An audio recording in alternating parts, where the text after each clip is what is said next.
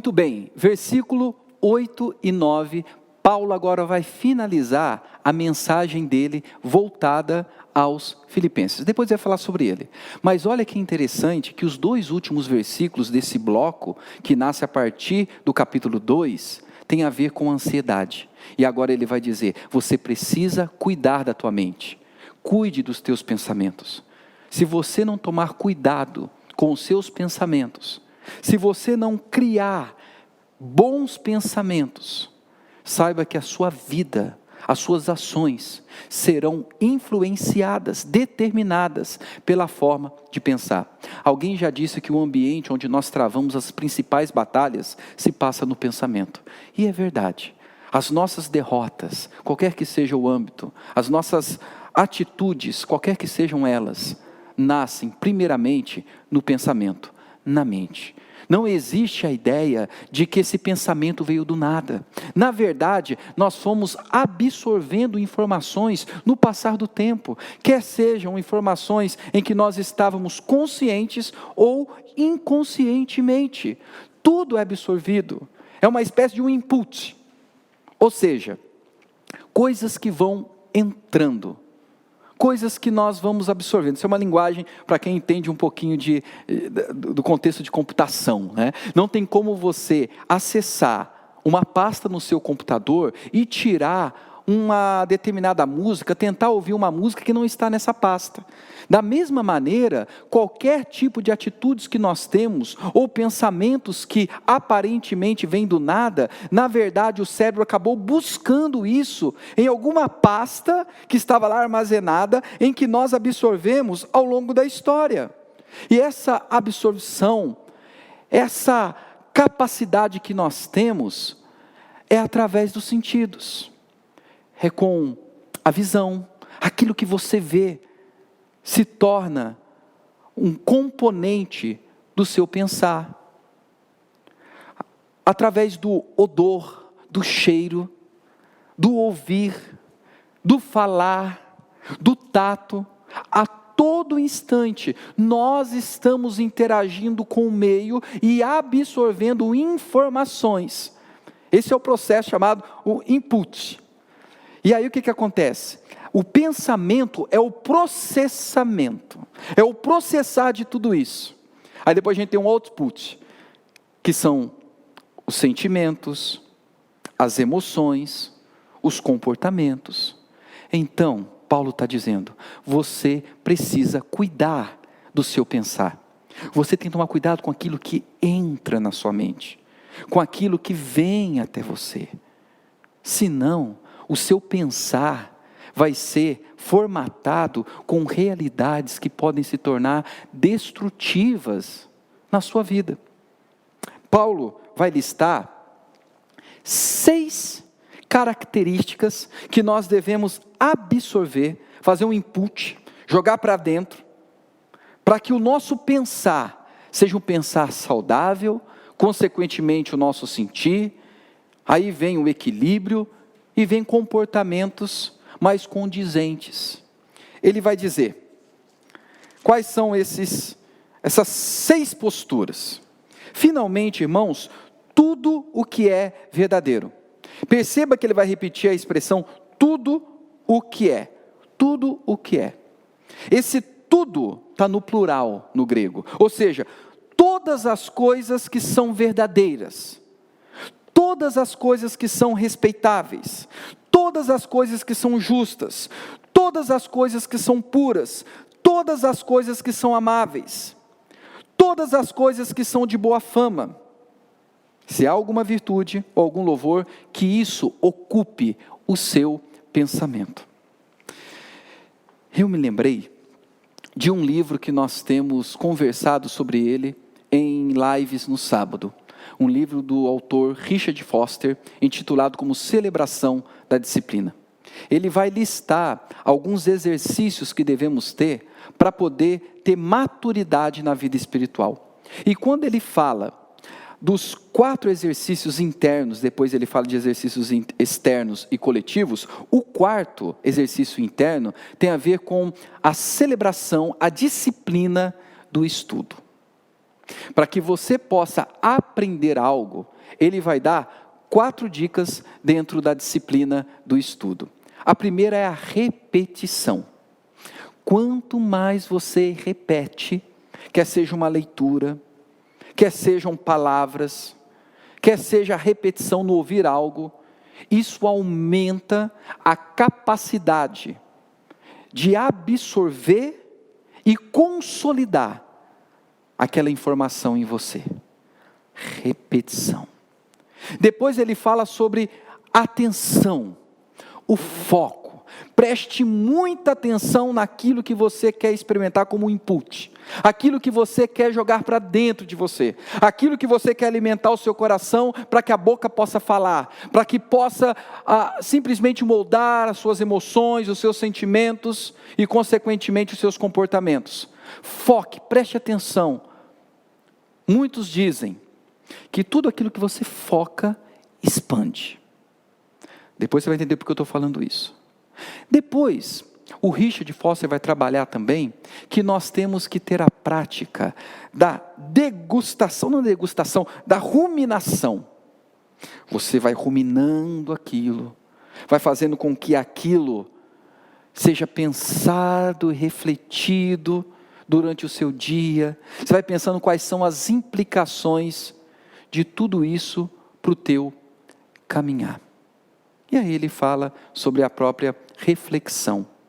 Agora, se nós queremos que a nossa mente experimente do que o apóstolo Paulo está dizendo, ocupe o vosso pensamento com o que é verdadeiro, respeitável, justo, puro, amável e de boa fama, nós temos que nos dedicar a pensar nisso constantemente, refletir e repetir, quer seja na leitura, quer seja na prática. Guarde uma coisa, qualquer hábito, se nós queremos criar esse hábito para ter um pensamento saudável, precisamos fazer com que determinada atitude, pensamento se torne repetitivo em nós, para que se consolide como um hábito.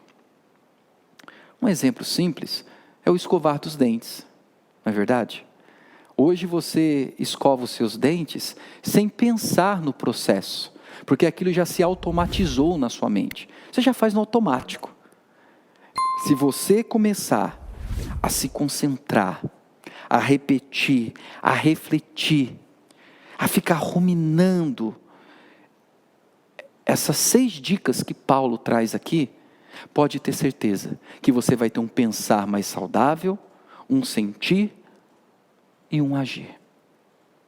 O que seria tudo que é verdadeiro, todas as coisas que são verdadeiras? Paulo está dizendo, aquilo que é verdadeiro à luz da palavra, aprenda a ter como verdades alimentadas e absorvidas por você.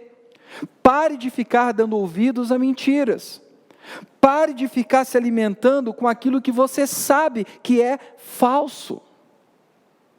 Quando nós jogamos para dentro da nossa mente, prestamos atenção em realidades que não são verdadeiras, à luz da palavra de Deus, simplesmente o nosso pensar passa a ser formatado e nós lemos a realidade a partir disso. Então Paulo vai dizer, preste muita atenção, fique muito focado naquilo que é verdade. E nós vivemos um momento em que o falso é apresentado de maneira tão convincente, que muitos absorvem como sendo uma verdade inquestionável. Eu vou te dar um exemplo agora e você talvez vai se identificar. Se você, isso a gente tem presenciado muito no contexto das redes sociais, se você tem um pressuposto que determinada coisa é verdade, qualquer reportagem, matéria, comentário, que ao ler ou ouvir, se bate com aquilo que você tem como um pressuposto que é verdadeiro, o que acontece? Você dá um like, você replica, compartilha, porque aquilo para você aquela informação encontrou no teu pensar uma associação e é verdade para você. Abrindo aqui um parênteses, fazendo um pequeno comentário, tome cuidado, porque o teu coração vai te trair, o meu coração vai querer me trair. Quando nós temos alguns pressupostos, tudo aquilo à nossa volta que corresponda a esses pressupostos, simplesmente nós vamos tomar de imediato como verdade inquestionável. Mas questione. Uma dica simples: sempre que você vê uma reportagem, e num primeiro momento, aquela notícia já encontrar uma correspondência em você, não sai compartilhando. Antes, clique.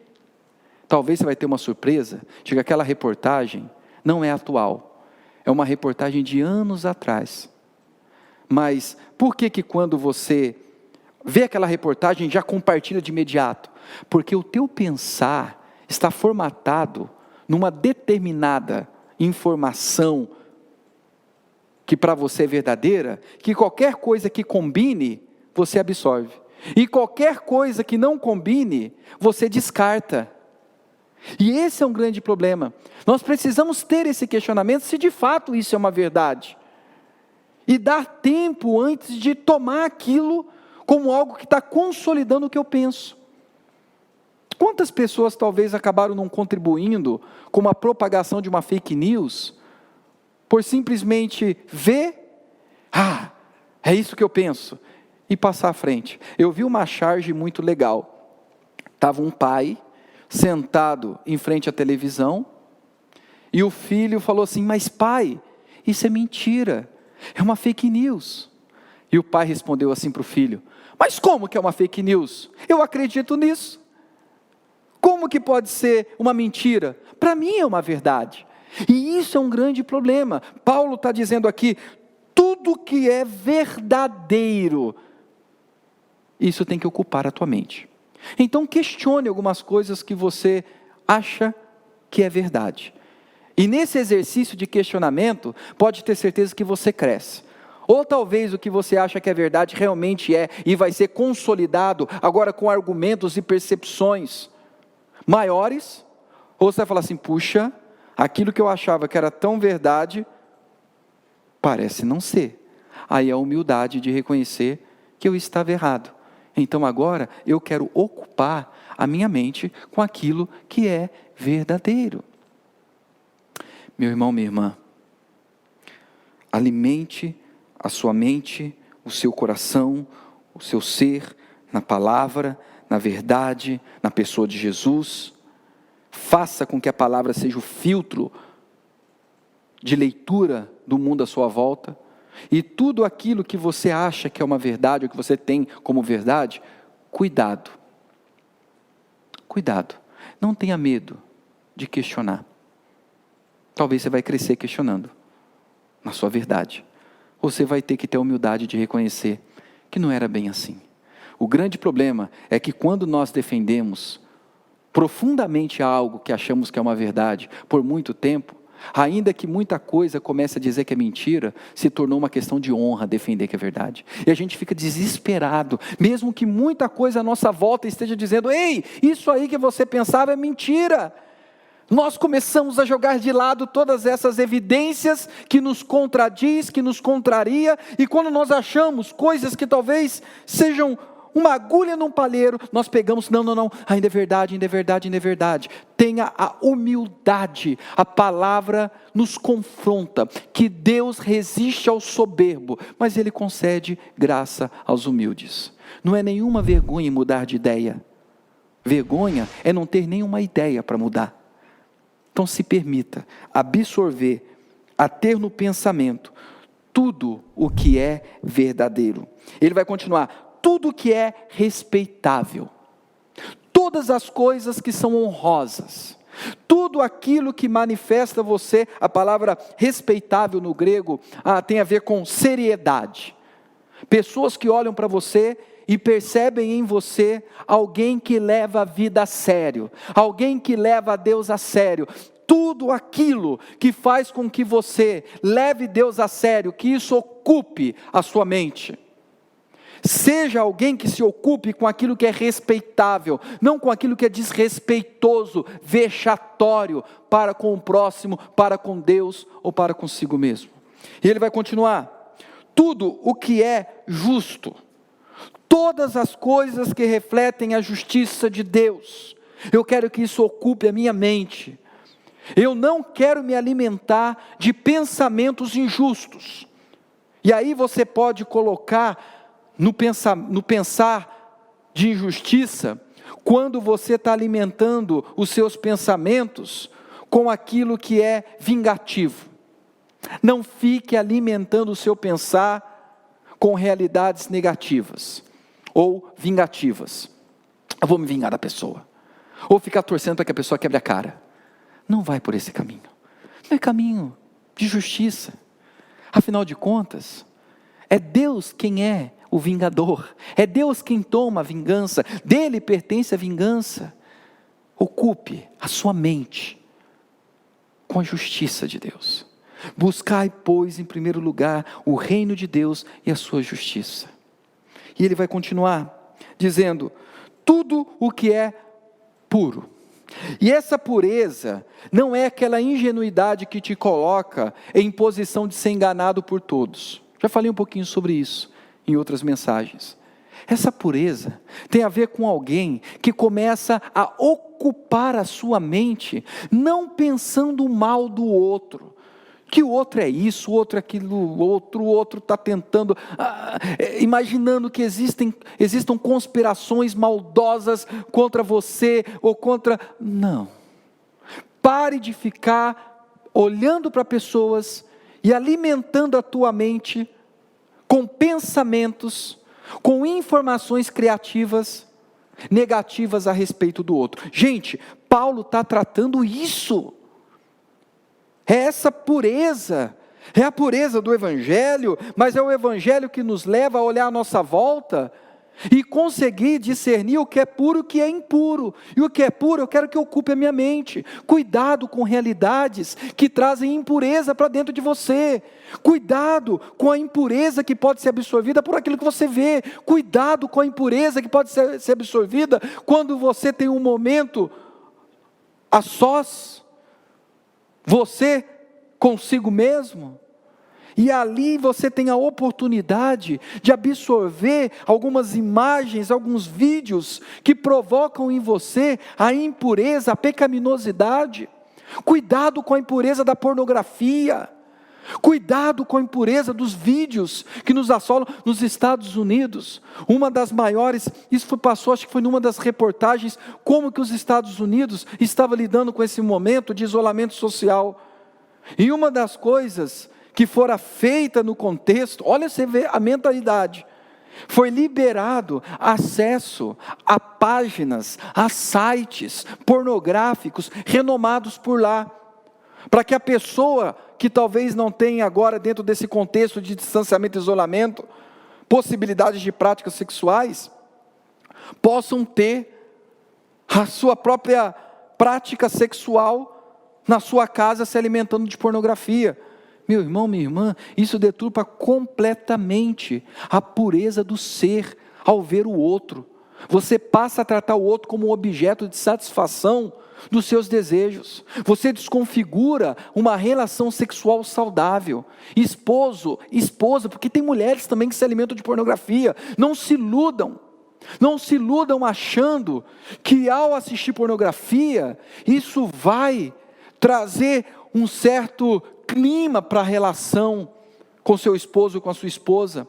Isso vai deturpar, isso vai causar em você sentimento de inferioridade, de comparação, de fingimento, de hipocrisia, de projeção no outro, de uma mulher ou de um homem que não te pertence. Você vai estar retroalimentando um mercado doentio, que tem adoecido pessoas, que tem causado vícios, danos. Tem gente que não consegue ter uma sexualidade saudável, quer seja no seu tempo, onde deveria exercer abstinência, e se tornam compulsivos, não conseguem olhar para o sexo oposto de maneira pura, respeitosa, mas a mente já trata o outro como um ser descartável, consumível, pela sua ambição sexual. Sexo é uma bênção de Deus, mas se você alimentar somente com pornografia, vai haver uma deturpação. Paulo continua, vai dizer assim: tudo o que é amável, o que você está vendo, ouvindo, sentindo, percebendo, é amável, enaltece o amor, vai fazer com que você trilhe pelo caminho sobremodo excelente que Paulo escreveu à igreja de Corinto, 1 Coríntios 3, versículo 1, e eu vos passo a mostrar um caminho sobremodo excelente. Ele apresenta as características do amor, ele apresenta Cristo vivendo em nós, o agir de Cristo em nós, e a nossa resposta diante da vida, amor. Fica aí um dever de casa, leia 1 Coríntios 13 e perceba o que é amor e o que não é amor.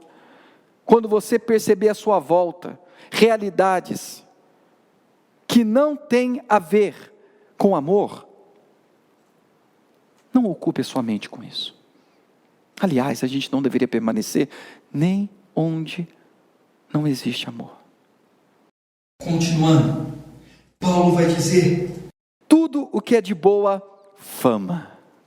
Essa boa fama, queridos, não tem a ver com o pensamento de que você tem que ter uma boa reputação. Eu tenho que ter uma expressão para as pessoas em que elas olhem para mim e acham que eu tenha uma aparência que elas julgam que todos devem ter. Aliás, Jesus não tinha uma boa fama. Naquele tempo, Jesus era considerado alguém de má fama. Sabia disso? Ele era acusado de sentar com pecadores, com publicanos. Isso era uma má fama. Ele era chamado de beberrão, de comilão. Se olhavam para ele e via ele tomando um vinho na época, ele é um beberrão. Ele é alguém que está vivendo na compulsividade das bebidas. Se ele estivesse comendo, ele é um comilão. Come desenfreadamente, não está preocupado com o corpo. Essa era a fama que Jesus tinha na boca dos religiosos. É o Jesus que recebe, cuida, conversa com uma prostituta. É o Jesus que, quando está sentado, por exemplo, no poço de Jacó, e agora nós temos ali uma mulher samaritana que se aproxima, os discípulos tinham saído daquele ambiente, quando voltam, percebem aquilo e ficam um pé atrás. Então, quando se fala de boa fama, não tem a ver com reputação. Alguém até já disse que reputação é aquilo que se fala no funeral de alguém. Agora, caráter é o que é falado pelos anjos na presença de Deus. Mas aqui, boa fama não tem a ver com reputação. Boa fama é tudo aquilo que constrói. Boa fama é construção. Essa é a palavrinha no grego. Ou seja, ocupe a sua mente com aquilo que constrói, que edifica. Existem conversas que nem são pecaminosas em si no primeiro momento. Não está tendo ali nada maldoso. Mas também não te edifica em nada. Não constrói nada em você. E talvez você está perdendo tempo. Está perdendo tempo com algo que não é aparentemente destrutivo, mas também não é construtivo. Não está construindo nada em você. Então comece a fazer uma leitura à sua volta. Será que isso constrói pensamentos saudáveis em mim? Ou destrói o meu jeito de pensar, a minha mente, consequentemente os meus sentimentos, as minhas emoções e o meu comportamento? Então ele vai falar, tudo que é de boa fama. Se há alguma virtude, e se algum louvor existe, seja isso que ocupe o vosso pensamento. Agora para encerrar, versículo 9. O que também aprendestes, e recebestes, e ouvistes, e vistes em mim, isso praticai, e o Deus da paz será convosco. Eu gosto dessa expressão, o Deus da paz. Você percebeu que no versículo 7, ele fala sobre a paz de Deus. É algo que Deus faz. A paz de Deus, que excede todo entendimento, te guarda. E agora há uma inversão. É o Deus da paz. E essa inversão é proposital. Porque no primeiro momento ele está falando sobre algo que Deus provoca no homem. Paz. Paz. Uma paz vinda de Deus. Não a paz que o mundo dá. Jesus disse isso. Não é essa paz que eu vos dou. Não é essa paz que o mundo dá. Não é a pax romana. A pax romana é aquela paz da opressão. Não é a paz religiosa, que fica se entrelaçando com a troca, com a barganha com o divino. É o shalom de Jesus. É a paz que excede todo entendimento. Mas é algo que Deus faz. Mas preste atenção. Existe algo melhor do que a paz de Deus. Sabe o que é? O Deus da paz. Vou fazer uma substituição de palavras. Melhor do que a bênção de Deus é o Deus da bênção. É isso que precisa estar muito forte no nosso coração. Melhor do que aquilo que Deus pode fazer em mim ou por mim, tem a ver com o próprio Deus. Como diz o texto, será convosco. O Deus da paz estará comigo.